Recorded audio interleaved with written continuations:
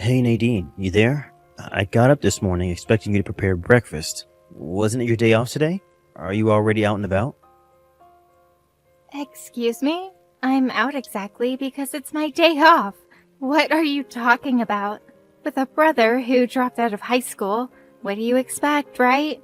Always cooped up at home playing games. Playing games and dropping out of school have no relevance. I'm on a date with Mark today. Sorry, but make your own breakfast. Unlike my brother who works in that dirty factory, Mark works for a famous media company and makes the bucks to prove it, not the pittance you make as a factory worker. What kind of guy is this Mark? Is he the owner or one of the managers? What's up with the guy? All I heard is that he works at a media company, whatever that is. It seems everything is a media company these days. His name is Mark Cooper. He's way over your head, Bill. It's no use explaining him to you. You'll just get bored. The only thing you need to know is that he's rich, good-looking, and takes wonderful care of me. Yeah, well, that's all dandy and all, but just don't become someone that's only interested in money and prestige. You can't buy happiness, as they say. What's important is character and integrity. That's what matters most, not money and status. Just don't forget to look at the human side, both good and bad. My brother talking about character and integrity?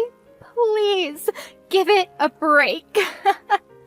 Not something I would hear from a high school dropout and factory worker.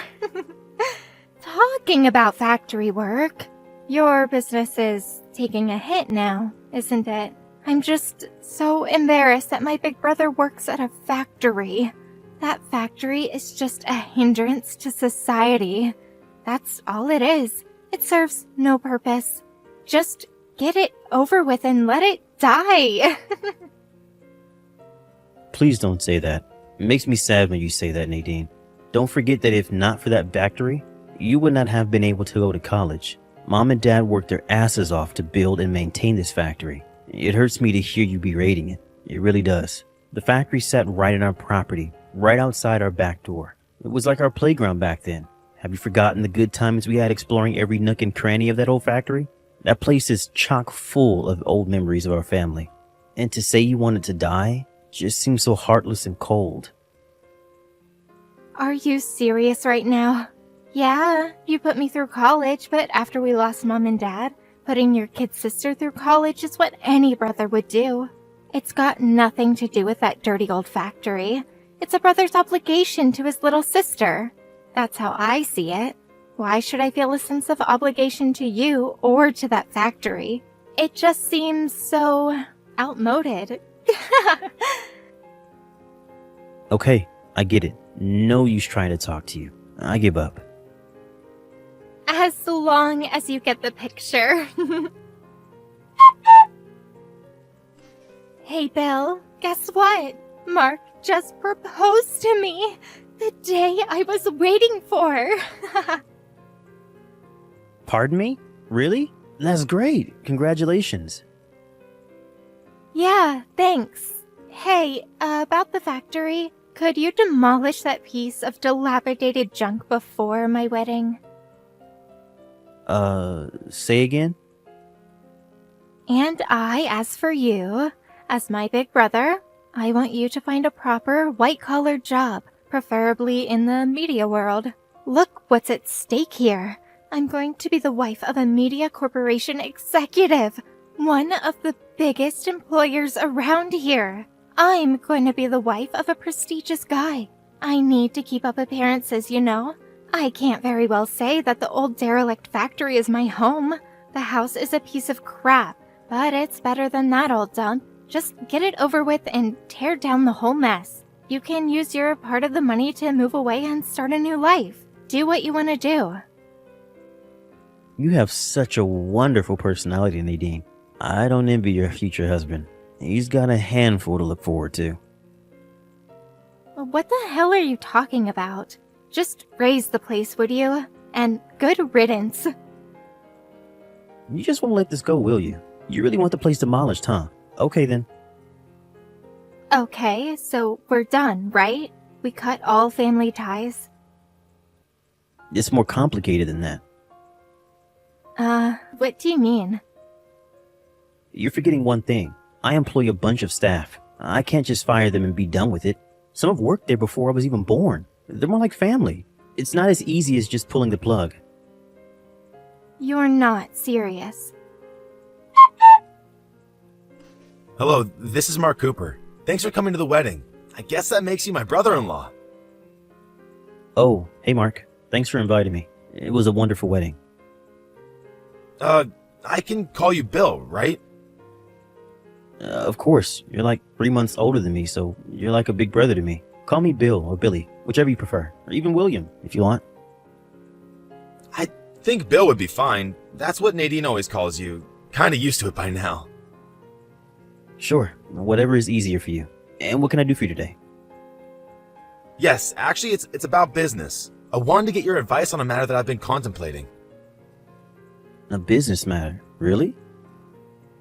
Yes, I was thinking of providing financial support for your factory. Really? You mean you want to invest in the factory? Is that what you're saying?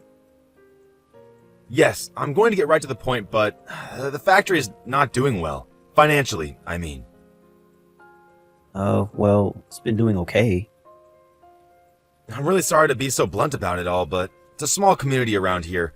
We're not in the same business, but it's business nevertheless. And I tend to get wind of things. I'm sure you can imagine. Yes, I suppose. Is it okay if I ask a little bit about the situation with the factory at the moment? Sure, this factory was built by my father. My mother helped with the administrative stuff, but my parents passed away in a car accident when I was in high school. My sister Nadine was only a kid then. We had no other income other than the factory, so we had to make it work. As I was just a kid, we had a relative run of the place until I graduated from high school, but I couldn't very well take over the factory as I had no real experience. So I worked as one of the factory employees, and when I turned 25, I was able to take over as the president. Maybe I just didn't have the organizational skills to make the business work. After my folks died, the business continued on a downward trend. Years later, we were just not able to make things work.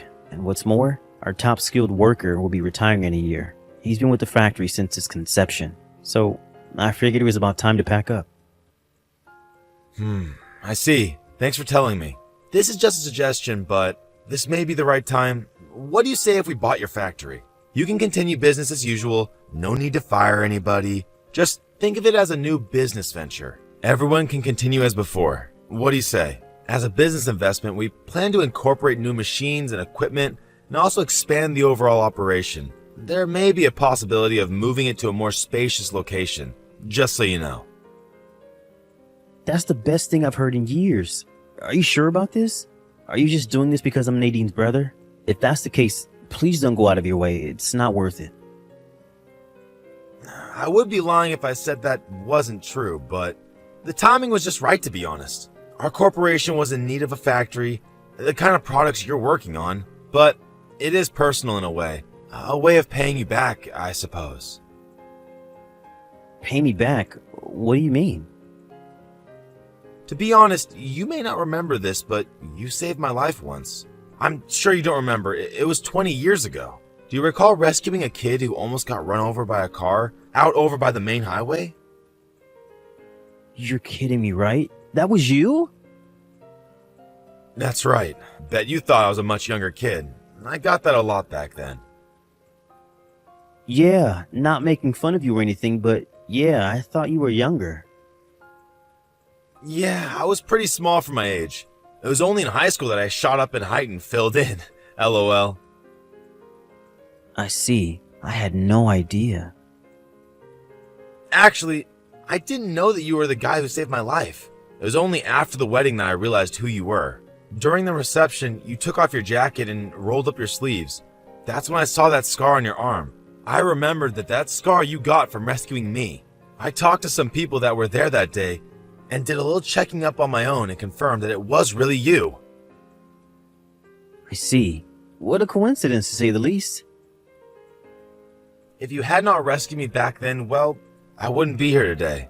I don't know how to thank you. I owe you my life. I'm just glad you're okay. It seems you did well. At the time, in all the panic and all, I wasn't able to get your name. I was hoping I would run into you one of these days. Who would have thought you, the guy who saved my life, would be Nadine's brother? What a twist of fate. Yeah, I'm still in a daze. How could this be? So, back to what we were talking about, this investment. The timing was just right. I would appreciate it if you'd accept my proposal, as a business investment and as a way for me to show my appreciation for saving my life. Mark, I really don't know what to say, but thank you so much. Hey, Mark, pick up. What's this all about? Why'd you go out of your way to help that old beat-up factory? You didn't have to do that. What do you mean, beat up factory? It's owned by your family, for God's sake. A little too disrespectful, don't you think? Anyways, this is a sound business investment, nothing more. A sound investment? Are you kidding me? You're throwing your money away. Why invest in that broken-down factory? It'll just drain you of funds. It's our money. Please don't throw it away. You still have time to pull out. Use those funds for me. Take me on a trip to Paris instead. Nadine, am I hearing you right? Your brother put his blood and tears into that factory. I hate to hear you belittle the place. You're well aware of how much your brother put into the place all these years. Your folks and your brother worked hard at that very factory to put you through college. Have you forgotten that? And what's more, your brother Bill saved my life a long time ago. I owe him.